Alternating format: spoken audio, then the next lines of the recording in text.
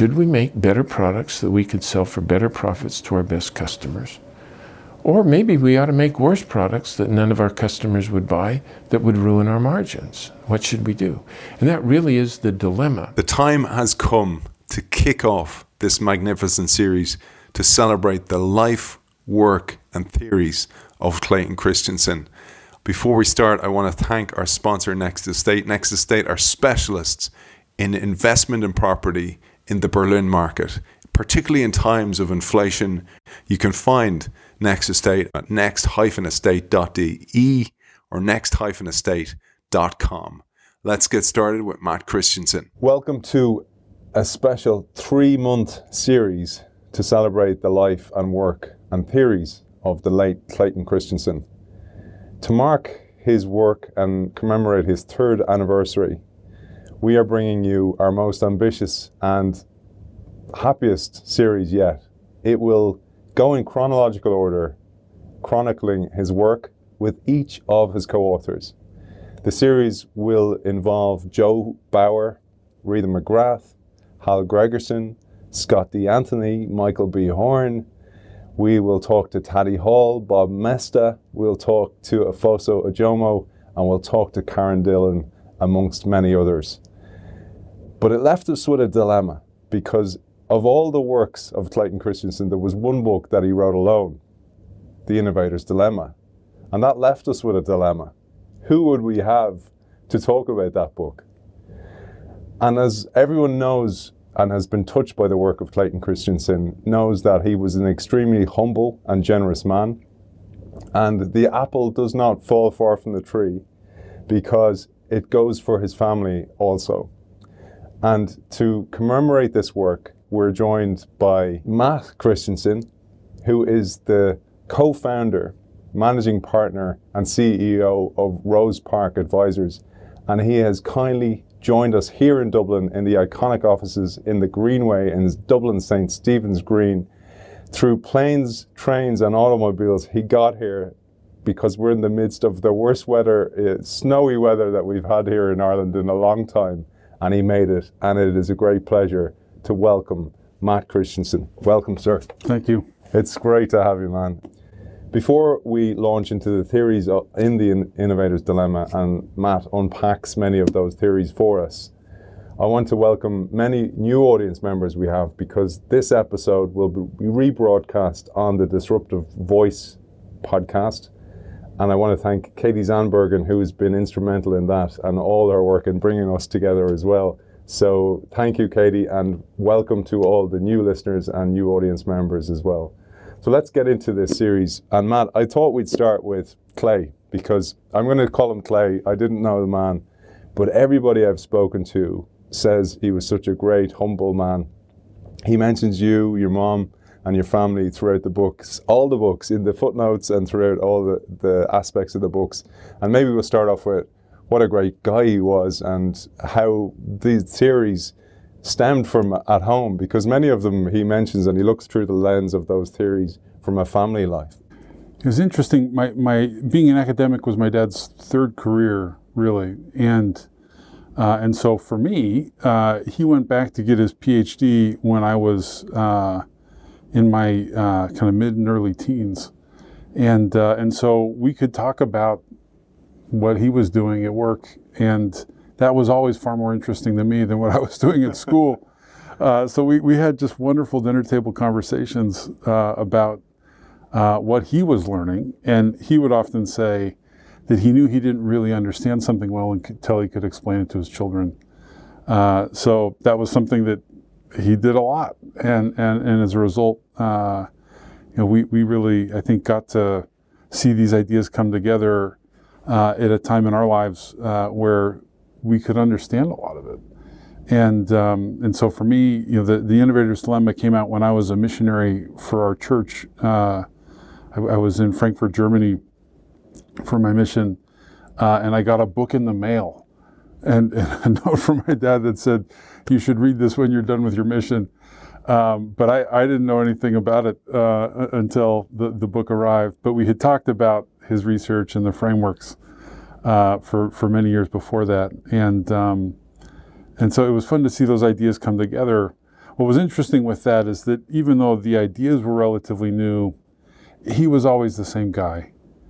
And from my perspective, a lot of the things that people really appreciated about him as they got to know him, as he became more prominent, were things that he was always like that.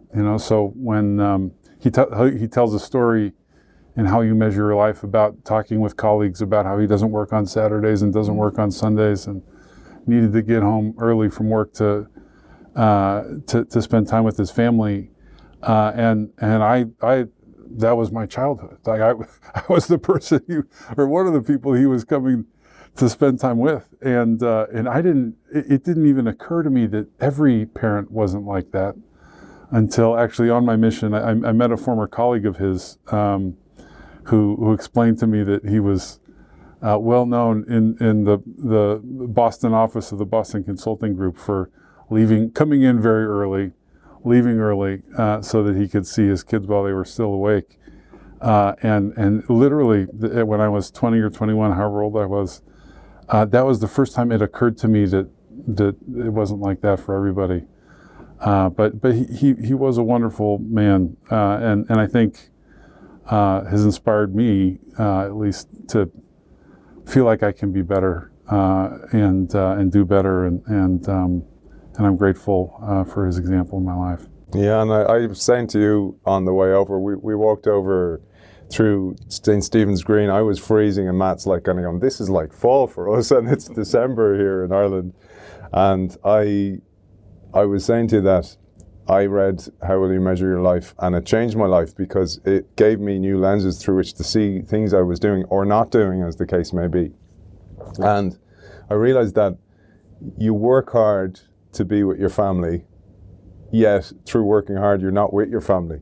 So you might be like, oh, I want to give my family the best life possible, and actually you kind of then look in the mirror sometimes, you go, maybe by being around and being physically present is the best present I can actually give them. That's a difficult thing as the world demands more of you and more of your presence, etc. Mm-hmm.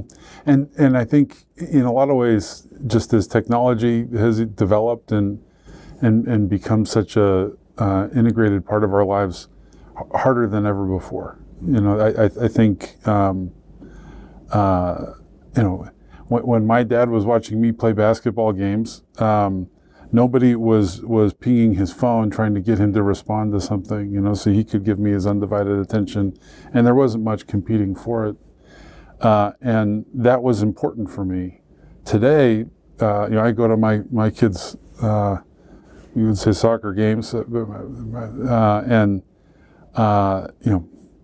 there is something in my pocket that could take me away from being there continuously, and so making the decision really very deliberately to be present for our kids or our families or friends or loved ones. I think that's something we have to commit ourselves to, and something that, while the book doesn't speak to that directly, I think it's a clear implication. I think it's important to say those things because it was one of the things that I read in How Will You Measure Your Life, and Clayton was saying about like building in treehouse. I don't know if you were involved in that project. Yeah. No, that was me. Yeah. So just to give context to our audience, he was saying that anytime, it's just way easier to do it yourself. As a parent, it's way easier. I had this recently teaching my kids to use the dishwasher. And I was like kind of going, I could easily just fill the dishwasher, it'd be done in 2 minutes. But I want to show them, and they go, no, you need to point them down. You need to put the cup this way, the bowl this way. And I thought about your experience of even mowing the lawn and hanging onto the handle, or the treehouse project. It takes a different approach, I think, to always think about what am I teaching, what do I want my kids to learn, than how is my yard perceived, or does this clubhouse have the structural integrity that would make it completely safe? Those kinds of things. It's something he gives credit to his own mom in How You Measure Your Life, and in many of the things he said, that she would teach her children at a very young age, in part because she didn't want to do stuff. But she would teach her kids to do their own laundry and mend their own clothes and things, and it just gave them a sense of independence and ownership for themselves that I think is really important. I think so often today, I mean, both of us, we're athletes, feeling like what you're doing is something that you want unlocks your ability to really commit yourself to it and to discover really how hard, what are you willing to invest in something you're passionate about when it's yours? And if you're chasing it because somebody else has told you it's important, or they're pushing you, or it's because you do this for other people, that's just totally different and not sustainable, and doesn't let you achieve your potential in the same way. And that is very much speaks to the book as well. So let's get into some of the theories here. I remember speaking to Spencer, your brother, in prep, and he was telling me that when the book came out, your dad came home and he's like, "We're going to need some more books." They like it. So let's use that as a segue to jump into the book. So I was thinking of a way to introduce it, and I thought I'd introduce the book with an overview or an introduction, and then let you take away a high-level helicopter view of what the Innovator's Dilemma is. So I'm going to read this little quote just for those who haven't read it.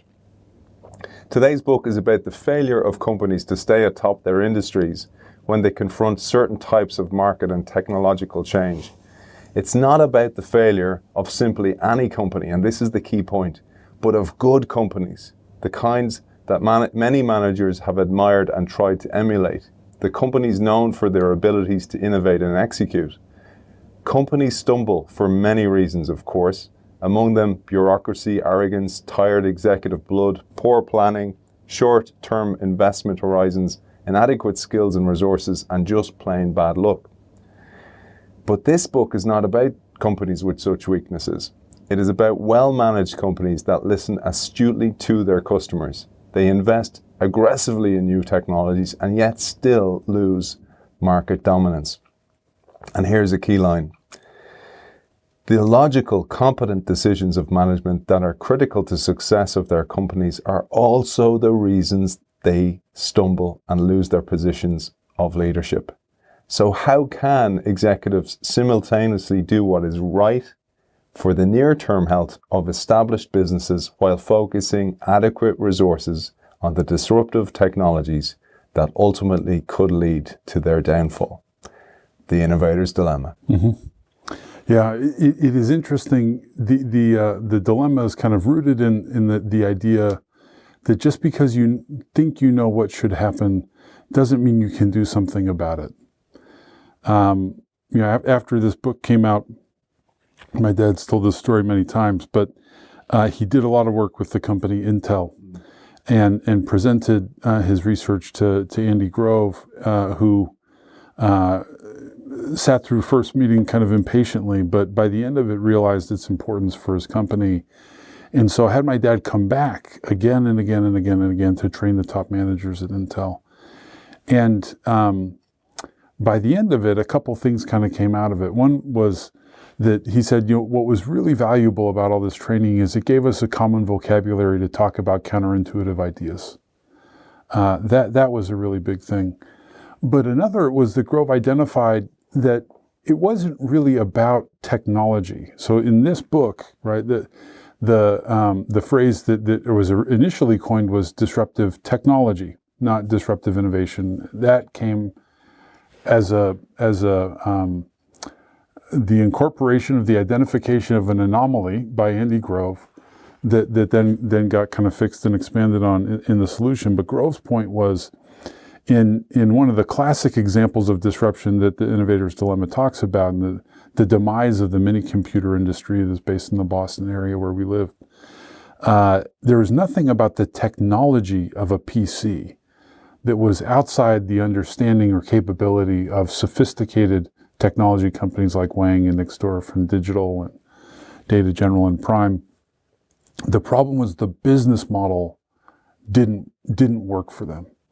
It made no sense to them, and as a result, was just something that they would never have interest in under any rational set of trying to understand their existing customers and what they would prioritize and look for.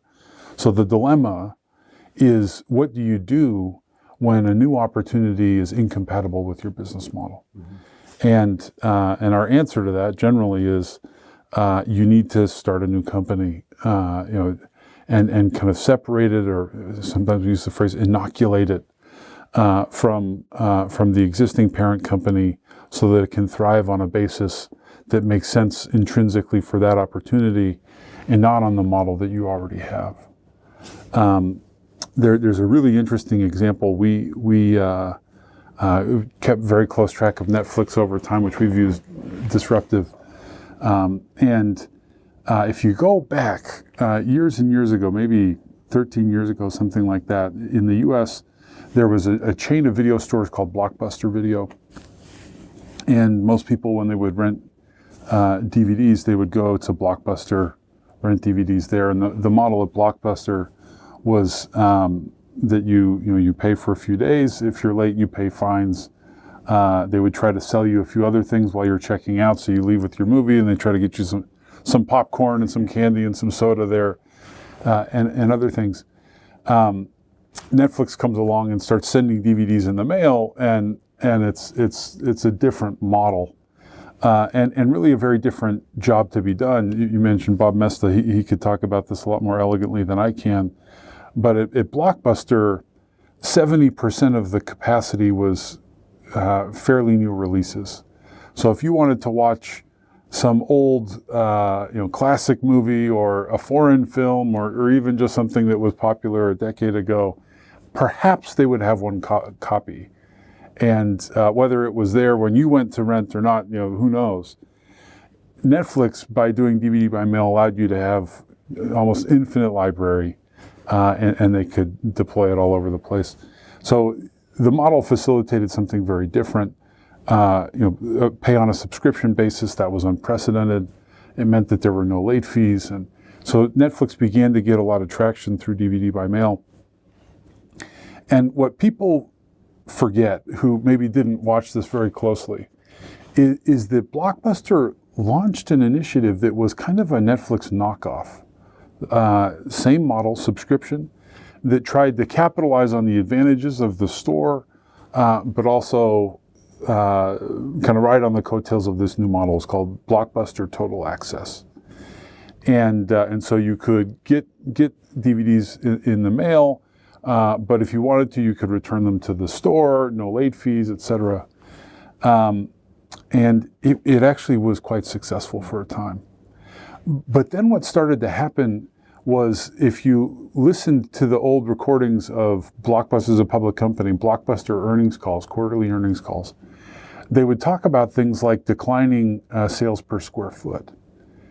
And that is, I think, a predictable outcome of the success of Total Access, right? If I am a happy subscriber to Blockbuster Total Access, then I don't go to the store, right? So predictably, you see fewer sales per square foot. But that was just one of the measures that Wall Street analysts evaluated Blockbuster on. Another is same-store sales.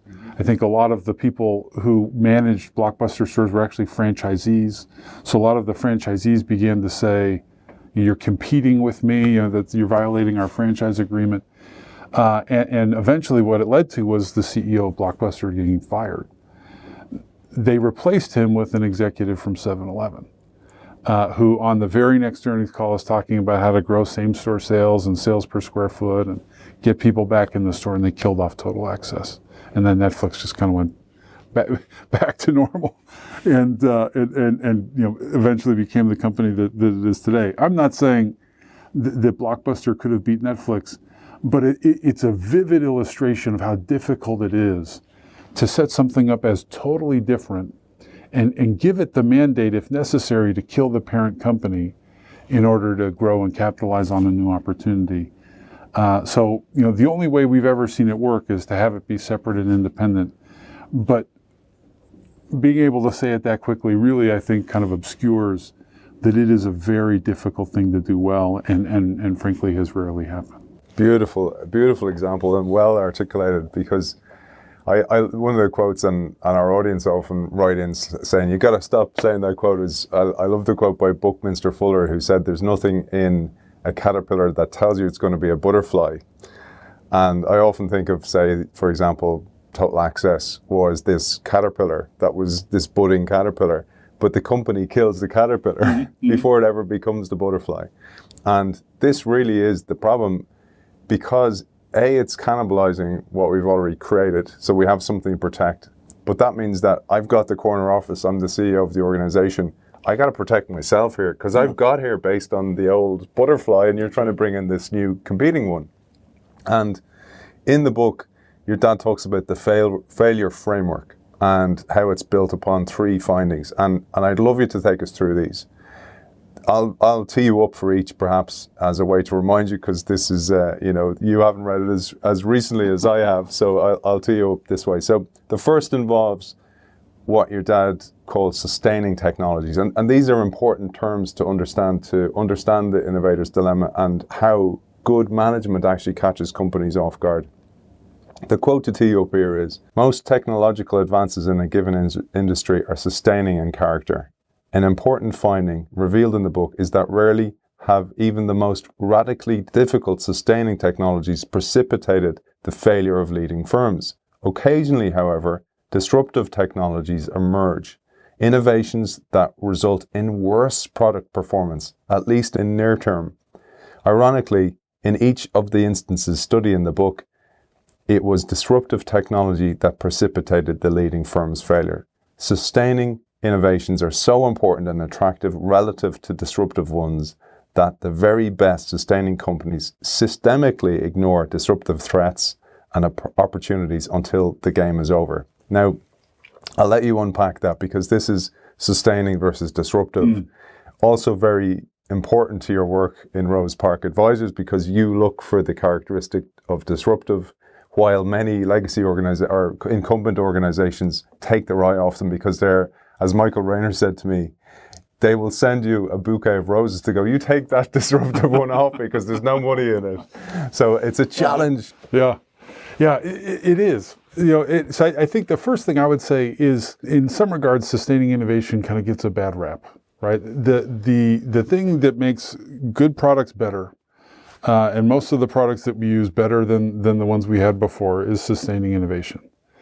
The vast majority of innovation that we see is sustaining in nature. It makes existing products better for best customers, so that we can improve our lives, have more of whatever it is we're trying to buy. And as this highlights, I think implicitly, it doesn't matter whether the innovation is a small and incremental improvement to an existing alternative or a big radical technological breakthrough. In almost all instances, it's the incumbent companies who are successful in capitalizing on the new innovations. So the example I like to use that maybe isn't super flattering for me personally, I drink more Coca-Cola products than I ought to. Okay. more than probably 4 or 5 people put together. And in recent years, they've launched just a kind of an explosion. It's like a Cambrian explosion of different products. Diet Coke with mango, Coca-Cola Zero sugar, 2 different formulations of that. Coke Zero, no caffeine with vanilla, all these different things, all to try to get you to drink, pick Coke when maybe you're considering picking something else. And in that, all they've done is change a flavor, and so improve my life by some small, tiny increment. On the other hand, in telephony, the evolution technologically from digital signal switches to optical signal switches required really like breakthroughs in our understanding of physics, right? And wave division, multiplexing, other things has come into being. Our understanding of the nature of light has become far more practical and quantified because of the need to make that product evolution. The products are radically different, and it is the same companies who made the digital switches who now make the optical switches. And it's because it let them sell a better product to Verizon and NTT Docomo and Deutsche Telekom and so forth. So whether it was a small incremental improvement like Blueberry Diet Coke, or the radical technological breakthrough, it is sustaining innovations, and the effect of those has been to perpetuate the trajectory of improvement that those incumbents were already on before. Our lives are better, in one case marginally and in the other substantially. But in both cases, I think what we can also observe is that actually the dynamics of the industry didn't change. The product proliferation of Coca-Cola, I don't think, has put Pepsi out of business. Dr. Pepper, you name it, all these, they're still there. And similarly, the radical technological breakthroughs in telephony haven't resulted in an entirely different business model paradigm for the companies that provide telephonic equipment. And critically, in all of that, it also wasn't new entrants that were bringing about the sustaining innovation. It was the incumbents, because as Nokia or Ericsson go and talk with their customer and ask them what to do and what they need, they come back with very clear marching orders about how the product needs to evolve, and they realize that they need to be able to not have to switch something that comes in on fiber into electric and then back into fiber if it's not going to have latency and all those things. And so they have to invent new technology and really kind of break new trails from a technology perspective. But what it's letting them do is serve their best customers better. Mm-hmm. New entrants don't have access to all of that technology. They don't have access to those companies. People who've been entrepreneurs at small businesses know how hard it is even to get an audience with a large customer, let alone to have that large customer say, here's our roadmap, this is where we want to go. If you can help us get here, we'll buy from you. And so just the deck is stacked against them. Mm-hmm. And that's why a big part of what the innovator's dilemma observes is that if your ambition as a new entrant into an industry is to leapfrog ahead of the existing incumbents and build a better mousetrap or outmaneuver them because you're nimble and they're old and lethargic, the probability of your success is exceptionally low. Now, it also is worth observing that the phenomena that disruption and the innovator's dilemma broadly speak about are probabilistic. So we don't ever say it is literally impossible to enter a new market with a sustaining innovation and be successful. We say it is extremely improbable. Mm-hmm. And we also don't say that coming up with a disruptive innovation is a guarantee of success. Other things matter, like execution and quality of management and luck and those things. But probabilistically, as a new entrant, your odds of success are higher with a disruptive innovation relative to a sustaining one. Beautiful. And here are some lenses. Now look at what you're seeing. At least improve your odds so you're not competing against luck, as is the title of that book. But there's a part you mentioned there, so a better mousetrap. So this is me as a legacy organization. I experienced this. My first career after professional sports was media. And I went in as the digital guy. So media company, digital guy, and you're kind of getting excited about like a 10 grand deal. And nobody turns their head to a 10 grand deal because it's like kind of going, well, A, you're wasting a lot of time for very little return. And B, you're probably cannibalizing us in some way. So again, try to kill the caterpillar all the time. And you're kind of going, but this is going to be our future. And as a result, you lose the capability building for the future. But I wanted to talk about the better mousetrap from the perspective of the person buying the mousetrap, because the second of the failure framework, there's 3 points, is how the pace of technological progress outstrips what the market needs. Now, I remember that with the Nokia phone. There was loads of features on it, and you're kind of going, I don't really need half of these features. I don't even know how to work them. This is kind of happening now where you might even see with the iPhone. We're on iPhone 14 or whatever it's on it now. And some people then have kind of copycat phones. They're kind of going, you know what, it's good enough. Mm-hmm. And this is the whole idea of overshoot. This is an important concept to understand the dilemma. That's exactly right. When a product isn't good enough for what people need it to do, they crave more performance. And as long as they crave more performance, you're rewarded for giving it to them. one of the things that the innovator's dilemma identifies is there are different tiers of the market. And so there's often a low-end tier that doesn't have a lot of demands, is very easily satisfied. As a result, they often will treat a product like a commodity and trade it off for whatever is cheaper. And there's also very demanding customers who will always ask for more. And so if what you're trying to do is build something better that you can sell to higher paying customers, there's usually somebody who will always pay more for whatever it is you're trying to sell. And as a result, if what you're looking for is ways to make the product better, usually we'll be able to find somebody who is telling you how that can be. And what you often will neglect is that for the majority of the market, you often start to make something that they don't need. And you can see that in different industries in different ways all the time.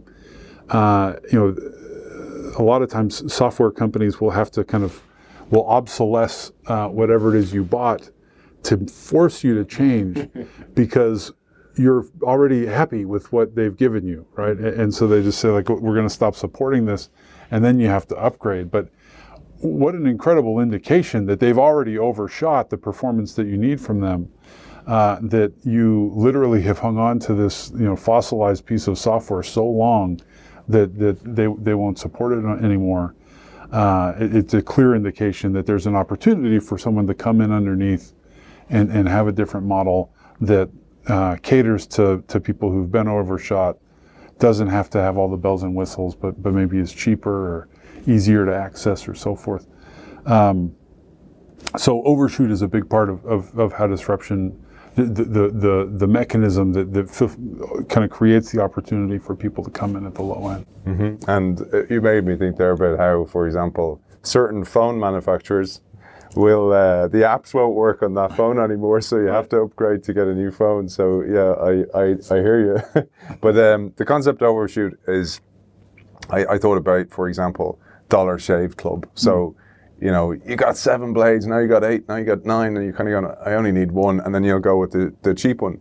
But I'm going to sneak in here. We were in the middle of the failure framework, but I thought I'd sneak in because you alluded to it, the concept of a non-consumer. Mm-hmm. So this is where there's a segment of the marketplace that something is better than nothing. Mm-hmm. And that's a key concept to understand as well. Yeah, and I think critically in that cohort, people whose alternative is nothing are the very best possible customers for a beta product. For a product that doesn't work, that has flaws, that has issues, when your alternative is nothing, you live with the issues. If your alternative is something that is high functioning and elegant, and then somebody comes and says, would you try this thing that kind of is held together with duct tape and bubble gum? They don't want it. Mm-hmm. And so finding non-consumers, I think for young companies in particular, is just a huge blessing. It may look like a niche, but finding customers who are happy to have your crummy product is pivotal in being able to make something that is eventually successful, because you need them to use it. You need to understand what they need it for, how you can sell them something that they need for a price that is high enough that you can cover your cost, but that they're able to pay it. Just figuring that whole model out. Non-consumers actually are a lot more forgiving than connoisseurs in an industry who have lots of options, who are very savvy in how they pick what they want, and who are expecting something that is very high functioning. We might wrap that around in a moment. We'll give you some examples, and we'll give examples of the mini mills, for example, or the disk drive or PC industries, and how they sneak into that segment of the market, but then almost the incumbents, like I said, Michael Rayner said, here's a bouquet of roses, thanks for dealing with that segment of the market, totally unprofitable, mm-hmm. but they figure out a way to make it profitable. You take your eye off them, and you come back and they've built capabilities and they're actually much better, and they figured out how to come up the marketplace a little bit, and then they become a competitor to you. So I'm just planting that seed for our audience, because there's a third element of the failure framework that's important to understand. The conclusion by established companies that investing aggressively in disruptive technologies is not a rational financial decision for them to make has three biases, and the three biases are, on a top level, first, disruptive products are simpler and cheaper. They generally promise lower margins, not greater profits. Second, disruptive technologies typically are first commercialized in emerging or insignificant markets. And third, leading firms' most profitable customers generally don't want, and indeed initially don't use or can't use, products based on disruptive technologies. So there's a lot in there, but I'd love you to unpack that at a high level. Yeah, I'd say a few things. So one is,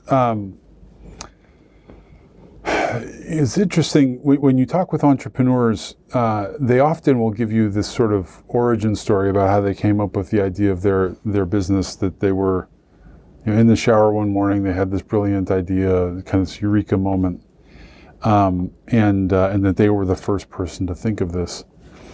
But as you really do the research, what you usually will find is that somebody at an incumbent company in that industry already had this idea and concluded it doesn't work. And that's not a bad thing. That's not a problem. It doesn't mean that the entrepreneur's idea is a bad idea. In fact, it's in a lot of ways reassuring, because you very much, as an investor, you very much want to feel that the incumbents in the industry are not going to be interested in a young startup that you're backing. So having a company that doesn't have a model that works with the existing incumbents, that seems like a niche, that seems unattractive, that targets customers who nobody wants, all those things are actually a lot of comfort when you're taking a risk on a young company. And so we really want to, when we invest in companies, we want to kind of go in with the assumption of, let's assume that the incumbents in this industry have thought of this before. Why aren't they doing this now? And that just ends up being, I think, a really helpful kind of framing to understand that if this is going to be disruptive, it needs to look unattractive to the incumbents in the industry. Or, as a counterfactual, what could happen is, if you start to show success with whatever you're doing, they may say, oh, how interesting, Aidan, thank you for letting us know about this interesting opportunity. We'll take this from here, and they'll crush you. So you want them to have known about it before and have decided not to do it, because then as you start to succeed, they can look at it again and say, yeah, we knew about that thing and we chose not to do it. Do you remember we had a meeting about it? It doesn't make any sense. As you look at the examples in the Innovator's Dilemma, in the steel industry, the electric arc furnace in a mini mill was not proprietary technology unknown to the integrated steel mills in the U.S. It was not a mystery. It was not a black box. They could have deployed that technology. They chose not to for half a century. And in the meantime, many of them went bankrupt and were liquidated and consolidated, and others went through restructuring. So you want to be able to take comfort in the fact that whatever it is you're looking at is not interesting to the existing incumbents. You teed us up there for some examples. So the examples really bring some of these theories to life, and we'll touch in and out of the theory as we go. But I remember reading about competing against luck and the jobs to be done theory, and on Jobs to be Done theory coming soon with both Taddy Hall and Bob Mesta. He wrote that it took 20 years to create that theory because there wasn't much data available for such stuff. And then with this drive, he had reams of data, and it took about 8 to 10 years to write the Innovator's Dilemma because he had that data. But the data was mainly in the disk drive industry, and that's where he started to see this formula or this theory, and then started to apply that lens to different industries like steel industry, like PC. So let's get into some of those. I'd love for you to share, maybe starting with the disk drive industry, the things we talked about, the frameworks we talked about, maybe pop in and out some of the ways managers were like kind of gone, there's nothing in it, we looked at it before, look, we have it on the shelf here, nobody wants it. Because there's so many examples there. And I wanted to say to you, many of our audience are those poor unfortunates who work in incumbent organizations who are jumping up and down going, this thing has potential, and of course the caterpillar gets killed. Right. It's so frustrating for people. And I heard what you said earlier, and I wanted to repeat it. Like in Intel, this gives you a common framework, a common language. And I think that's one of the reasons I was so keen to just shine a light on this work and make sure that the world knows about it, because it not only helps you in your personal life, but it absolutely helps you in the business world as well. So over to you maybe to share the disk drive industry. Yeah, when my dad was starting his research, a friend who became a longtime friend, who became a colleague of his later, Kim Clark, said that the disk drive industry is like the business equivalent of fruit flies. It's just the lifespans are very short, and so you can kind of study many generations in a relatively brief period of time. And in the disk drive industry, there was something called Disk Trend Report that was, rather than a sample, it was like a full census of the industry. Every product that got launched had sales information, a bunch of other data. That's very unique. Not many industries have that level of data and transparency. So what you see in a lot of kind of the business literature of the time is lots of analysis of disk drive industry because it's so data rich.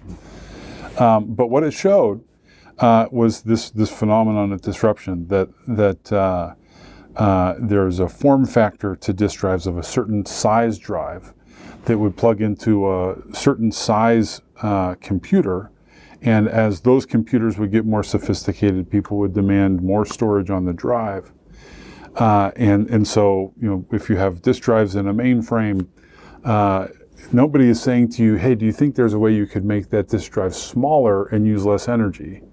It plugs into the wall. Nobody was worrying about the energy, especially in those days. And what they really needed was something that was faster and held more data.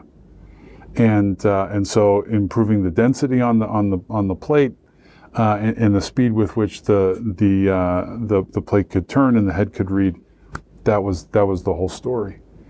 And so when new innovations came along or new ideas came along that suggested you could do this with a smaller drive, basically your customer, if you're selling the mainframes, the Univac or Sperry or those guys, IBM, would say, why would I buy this smaller form factor?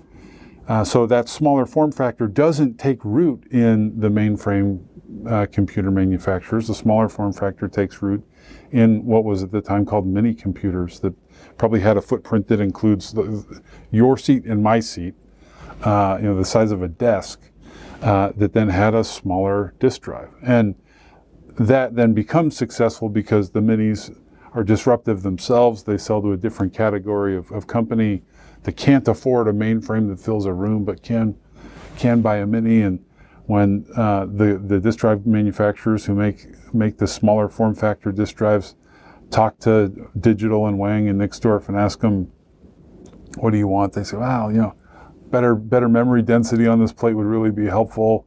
If it was faster, that'd be great. And so as they listen to those customers, the information they get is not, hey, if you could come up with a way to shrink this and put it in an even smaller box, that'd be great.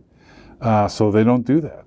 And so the companies that get traction doing that are the ones who sell to a different customer that has a different business model, that sells through retail instead of enterprise sales. And so you can kind of go through this evolution over time of smaller and smaller and smaller disk drives that eventually become steady state electronics being sold into different size applications by different companies each time, because the better the disk drive company listened to its customers, the more they would hear, give me more memory, more storage density, faster read time, all these things that are antithetical to the smaller form factor, that just each time you go with the smaller form factor sacrifices plate surface area, which is how you're storing the data to begin with.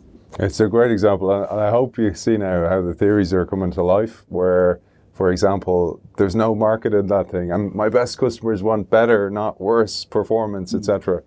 But it made me think of a couple of, just connecting the dots between some previous shows. So we had Alex Osterwalder on the show talking about the business model canvas, and he told us about, for example, like Nestle, who created Nespresso. They created the Nespresso machine years before there was a business model for it. And it was like on the shelf, and they had to dust it off and wait for somebody to figure out a good business model for it. And it made me think that oftentimes a company creates a solution but hasn't yet found the problem for that solution. And for example, one of the great stories, and it's probably my favorite of all your dad's stories, is the story of how Honda took America. So the story is like, business folklore. These guys came in and just absolutely took over and took on Harley Davidson and all those guys and brought in a brand new product. And it's not at all the case. And it reminds me of how if you give the innovators within an organization enough runway, they can actually find a solution for the problem or find a problem for the solution they've actually created. And I'd love you to tell that story of the Honda. Yeah, so basically it's the Honda Cub, right? That they had a motorcycle that was low cost, versatile, but not designed to do long road trips like the Harleys were at the time. But it came in what we would in the States call basically like a dirt bike that got used by the frustrated Honda salespeople who weren't able to move motorcycles, would ride it around in the mountains in California just to blow off steam. And it was a small, nimble enough machine that you could do that. You would never do that in a Harley. Too big, it would break, and you would probably kill yourself.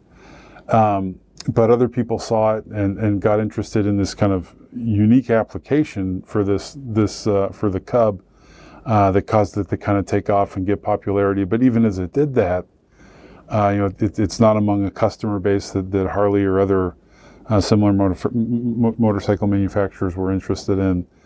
Certainly not a use case that they were interested in. It had nothing to do with their brand image or the way they position themselves. So they let Honda come in and kind of get root in this use case that just seemed at the beginning to be niche. I mean, the first application was frustrated salespeople finding a way to blow off steam. That doesn't seem like it would be a very large market, and maybe the best salespeople don't ever get frustrated, so your customers maybe aren't even attractive. But eventually, as we've talked about already, the product gets better, and you start to make it, highway worthy and faster, and kind of morphs into bullet bikes and automobiles, and that's how you get Honda that you have today. I can imagine those kind of guys. I can't sell this thing. I'm going out on the hills of California. But one of the things that it kind of reveals is, okay, so I'm Harley. I see these things and I go, that thing, that's not a competitor at all. So I turn my way. I snub it. I look down my nose at it. Then it starts to build a market, and all of a sudden somebody in finance goes, "Hey, those Honda guys they're building something there. Why did we miss it?" And maybe somebody in the company's like, "Oh, well, we did say about it, but remember that meeting we had, like, to your point?" And I presented it and I put all these slides up, and everybody said not to bother. And then, as your dad says, you go, "Okay, now let's make a move," and it's too late. They've already cornered that part, building from the non-consumer, building capability. But even still, as he says in the book, you're Harley. You go, "Okay, we're going to release a lower class bike." And somebody goes, "Well, wait a second, I'm in marketing. That's going to destroy our brand. We're known for this thing. We've built the brand on this thing." So hence the dilemmas. Yeah, this that's is right. So hard. There's a, this isn't in the dilemma, but in the course my dad taught, there's a great case about a company called Sonocyte that made handheld ultrasound devices. And in the case, there's a story about the CEO going on a sales visit with one of his salespeople, and they had a low-end product, and they were kind of struggling with, how do we prioritize this disruptive low-end product with other opportunities, including some kind of desktop-based ultrasound that they had worked on. And he wanted this sales guy to try to sell the handheld, and the sales guy would not take it out of the bag. Literally, the CEO had to kind of intervene in the sales meeting and pull it out and say, let's talk about this. And it's because the commissions on the handheld are not nearly what they were on the desktop device. And so throughout an organization, you mentioned marketing at Harley, but the same thing would be true, regardless of what happens in corporate marketing. You walk into a dealership and the salesperson there sizes you up and says, I think Aidan could afford one of these big bikes. I'm going to sell him the big one. And so, in the corner office, they may say, hey, we want to start competing for the mountain bike application. The dirt bikes, start to fight back against Honda. But where the rubber meets the road, where the sales guy's trying to figure out how he's going to maximize his commission, he's going to sell you the most expensive machine he thinks you're able to buy. And that's why it just is so hard to get a company to change its stripes and prioritize things that are incompatible with its model. And why, again, the recommendation we make when companies do find something that is truly disruptive is you just have to set it up completely separately, because it doesn't really make sense. If the Harley guy could sell you a Harley, that's good for Harley Davidson. They want that to happen. If they were going to do something disruptive and sell dirt bikes, they want to sell the dirt bike to someone who's not a Harley customer. How do you expand into this new market, this niche of non-consumers, and the existing infrastructure, all of what that entails? The service, the salespeople, the marketing, the advertising, channels, distribution, all that. It does one thing really well. Don't ask it to be different than that. You have to set up something else. And one of my dad's colleagues, Derek Van Beaver, has written about this a bit as well. What's really hard, the punishing thing, is you have to be working on this new stuff before you need it. Because by the time, when the time comes around that you need all that growth, the problem is that niche is not big enough when it's first a niche to satisfy your growth appetite. You have to be incubating it early enough so that by the time you need that growth, that market is really large. And that takes a lot of vision and foresight. And frankly, not a lot of managers get given that kind of latitude by their managers or by the market. That's really tough. The Sonosite case reveals so many human tendencies. I mean, I'm the head of sales. You've come out with me because I'm the killer sales guy. I'm the top gun of sales in your company. And even though you're the CEO, I ignore what you're saying because I'm going to prove to you that I'm a brilliant sales guy. Right. So it's so human, these things. And I think that's so important as well, because oftentimes you hear about, so you have theory, but then you have so much of the human elements, and your dad talks about that, and so much so to even when we talk to Karen Dillon about how will you measure your life, they're important questions because they actually also make you look at yourself differently and how you look at things in your own life. Can I, before we move on from that, I referenced earlier that being an academic was my dad's third career, and I think the practicality of the prescriptions that he would make and just the way that he would observe people sort of in their natural habitat was really rooted in that, right? That by having been in strategy consulting and then having started a company of his own that he ran for a number of years, he had just seen that sometimes people do, the safest assumption is that people will act rationally. And you don't get companies that fail just because everybody, as he would say, colludes to collapse. It is because they're doing things that they should do. The incentives are set up for them to behave in the way that they behave. And frankly, more often than not, management has set those incentives in place. And so one of the things that I think is just really powerful about the frameworks of disruptive innovation is it isn't predicated on other people's ineptitude, incompetence, these things that in hindsight it's sort of easy to call names. It's predicated on people doing what makes sense at the time, but being subject, as you'd kind of framed it, to these very human behaviors, human motivations that lead to kind of optimizing for short term in terms of long term, and then as it kind of comes around to how you measure your life and and a lot of the things there in very much the same way. I think that the principles that my dad believed in and used to govern decisions he made in he made in his own life, they were similarly eminently practical. He didn't think of his religious beliefs or the principles that he believed in as kind of like a theoretical exercise or something that was sort of abstract and a tradition that he's just kind of stuck in the legacy of it. His beliefs had practical implications for how he should behave in the course of a day.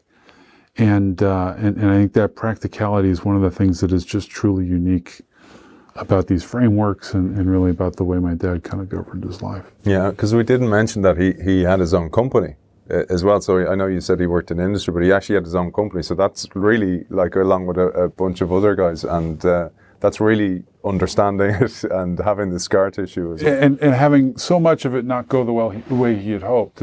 Maybe this is kind of just pivot on this for a second. So the company was called Ceramics Process Systems, and today it's still around. It's a public listed company in the U.S. It's not huge, called CPS Technologies, and today, they've gone far beyond what he was trying to do, and really do some compelling things with ceramics. But at the time, he made as a manager a lot of the mistakes that I think he identifies later on in terms of trying to take new technologies and find a solution for them in integrated products that can't just take a modular solution to an integrated integrated product architecture. And there are just a lot of interesting experiences from his own scar tissue that I think caused him to come up with the frameworks that make up kind of disruption writ large, not just disruptive innovation, but jobs to be done and interdependence and modularity and so forth.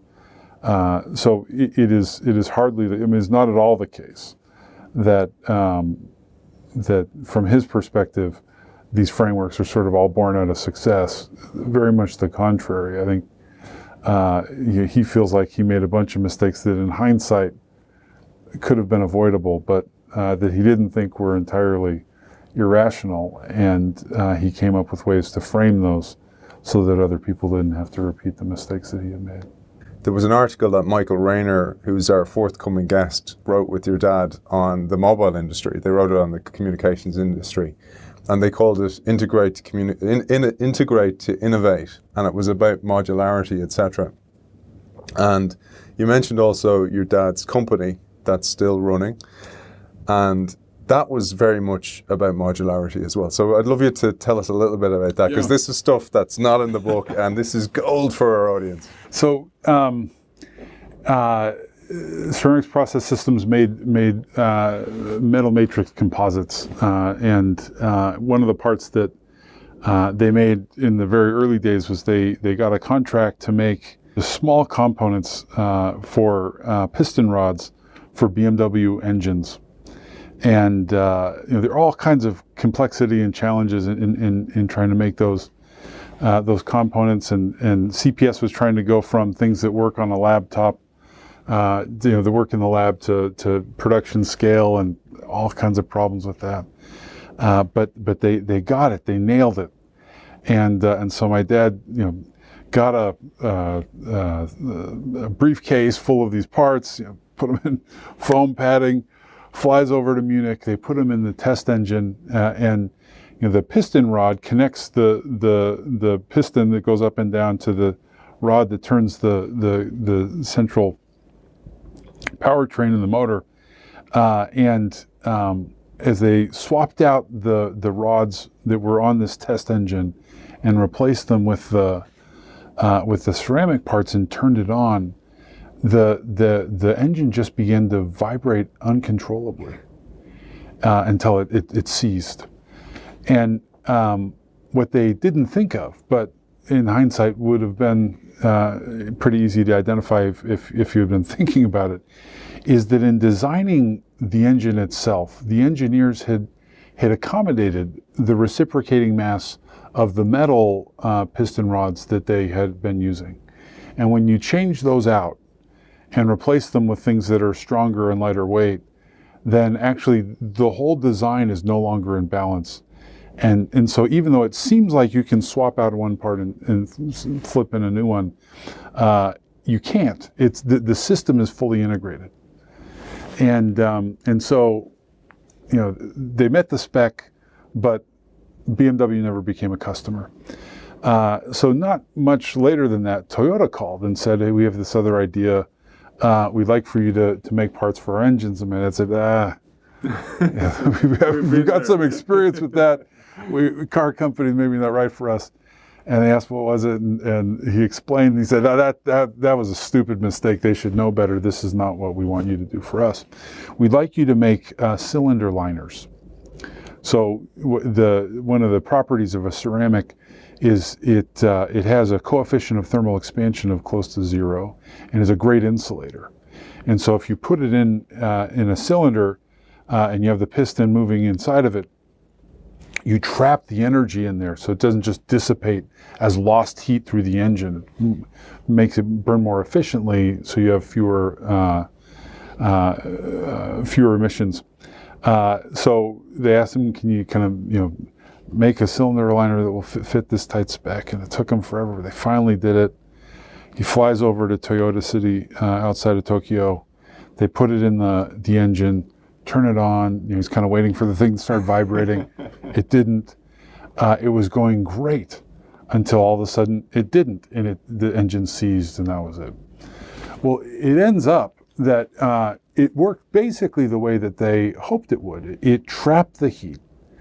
But what they didn't appreciate is that when you trap the heat in the cylinder like that, and it just gets hotter and hotter and hotter, the lubricants, the petroleum-based lubricants that you use in an engine, lose their viscosity, and the piston then isn't lubricated as it's moving in the cylinder, and it seizes.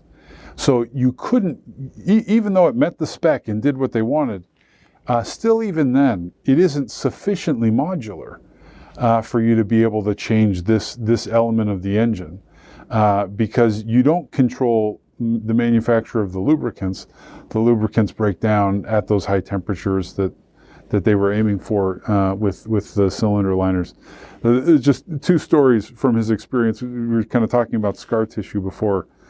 Two stories from his experience at CPS that I think gave him an understanding of some of the problems that he tried to solve later on in developing the framework of interdependence and modularity. So let's give a little overview of that, interdependence and modularity, because it's an important thing. And there's a quote I was flicking through there as you were speaking, because it reminded me of something I took down that your dad wrote, that generally disruptive innovations were technologically straightforward, consisting of off-the-shelf components put together in a product architecture that was often simpler than prior approaches.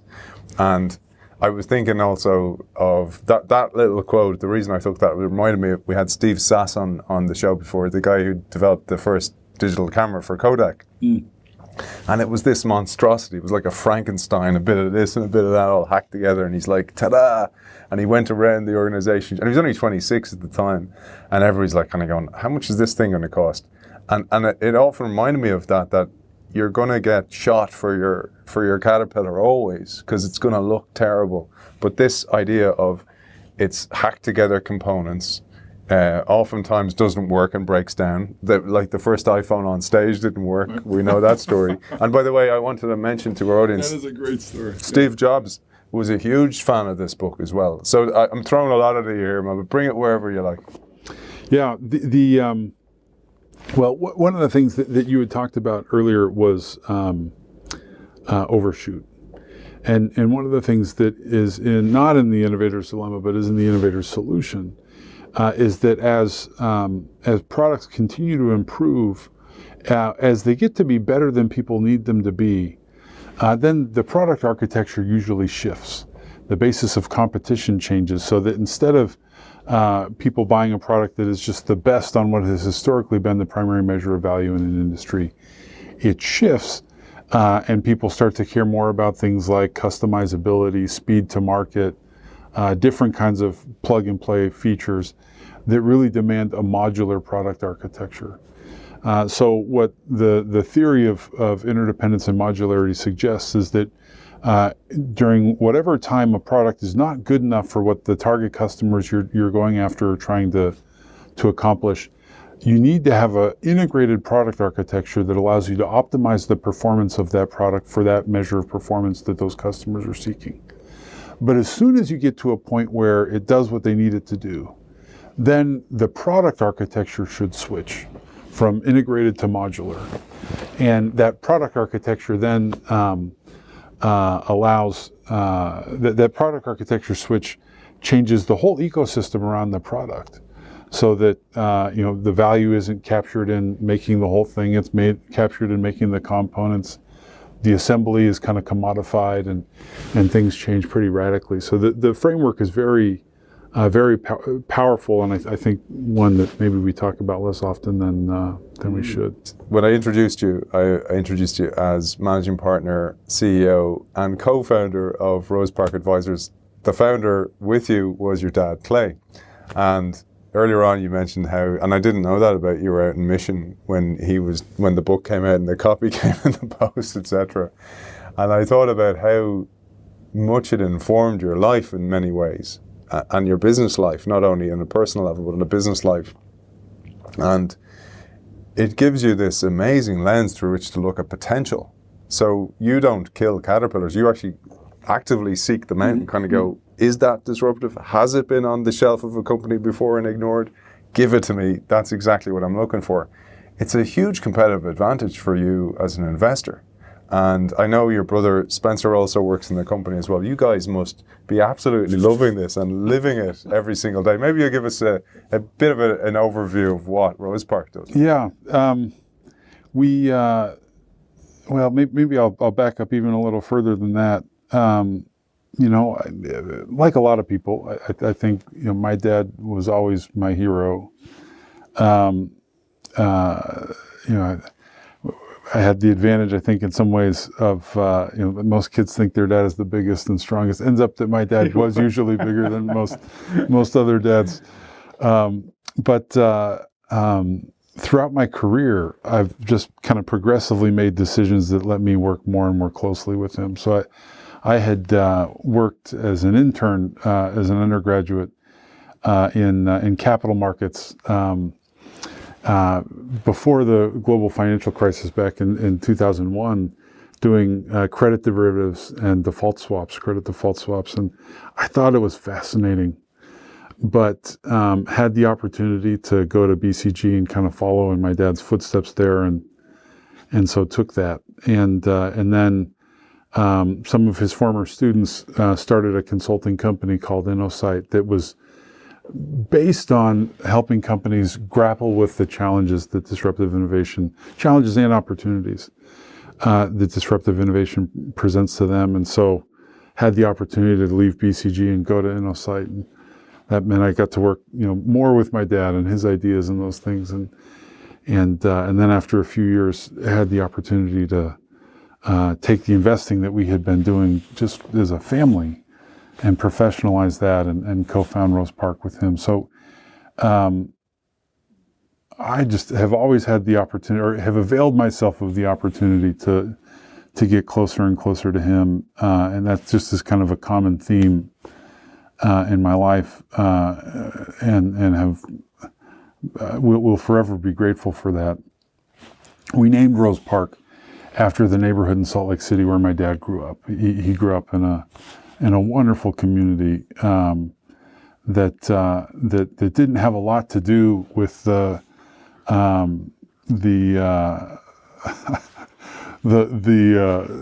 large ego, bombastic kind of world of finance, and I really thought that it was important that we keep our heads screwed on straight, and that we stayed grounded, and so thought we should name the firm Rose Park after that community where he grew up, and had so many people who he loved and thought highly of, none of whom were hedge fund managers or things like that. And I hope that we've been true to that. In kind of a classic fashion, one of the things that my dad spent a lot of time thinking about was something he called the theory of theory building. And basically what he observes is that a theory is a good explanation of what causes what and why. It's not the correlation between a phenomenon and an outcome, but you strive to understand causality.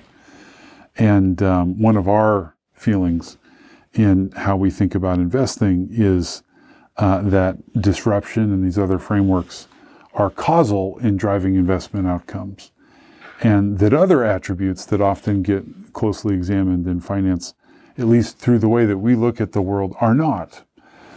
So from the beginning, we created Rose Park very differently to be able to invest in public or private companies, different geographies around the world, different industries, different stages, but with this laser, very narrow focus on these frameworks that we think we understand better than anybody in the world because we created them.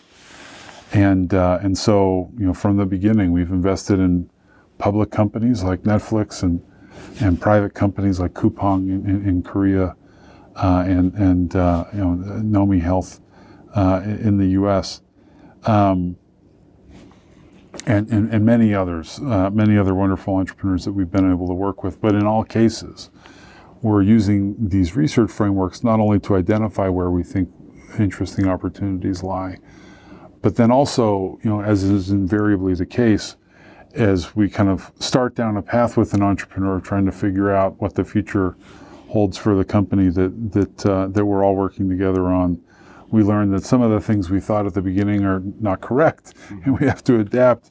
And one of the really powerful things I think about these frameworks is that they help us think through what we should do about the new information that we're learning and how we navigate a path forward, rather than just kind of making a one-time decision about invest or not and then it's over. I think that's a big part of the reason why we've been able to be successful, and a big part of what makes the job really fun. And like you said earlier on, you saw the importance of sustainability and ESG and all those things years ago. So you've already done all that work and built that capability within the company. For people who want to find you in Rose Park, where's the best place? Just info@roseparkadvisors.com, and we love to hear about what people are working on, and would love to hear if people think we're wrong about something. We've got a mantra that my dad created that I think we've tried to stay true to. Anomalies wanted. Yes. If people think we're wrong or they've come up with something that we've missed, we just want to get better, and so we are all ears. Just as one example of that, when I was working at InnoSight, so this would have been in 2004 maybe, somebody sent me an email there asking a question about a diagram in the Innovator's Dilemma. And it ended up that there's a mistake in the original printing of the book, and everybody had missed it. Harvard Business Press missed it. My dad had missed it. And it took this person, sending in an email saying, "Can you explain to me, this doesn't make sense?" And we looked at it and said, "No, it doesn't make sense." And we realized it's because the axes are reversed. And the idea of new market versus low and disruption, all those things come from people identifying anomalies. I think to come back to the theory of theory building, the way the theory gets better is by identifying what it doesn't explain and then trying to figure out how to improve it. That consistently comes out in all the books. I have to say that humility, that intellectual humility, and you said your dad even seemed to grow into that as the books went on and the success rolled on as well. It's been such a pleasure, and I hope your audience have absolutely enjoyed it. I didn't know the tree, but if the apple is anything like the tree, he's a great man. Matt Christensen, thanks for joining us. Thank you. Cheers, man. I am so grateful to Matt Christensen for flying over, especially to be with us here in Dublin in the iconic offices I want to thank our sponsor, Next Estate. Next Estate is an English-speaking, Berlin-based buyer, seller, and manager of properties for the German market. You can find them at next-estate.com.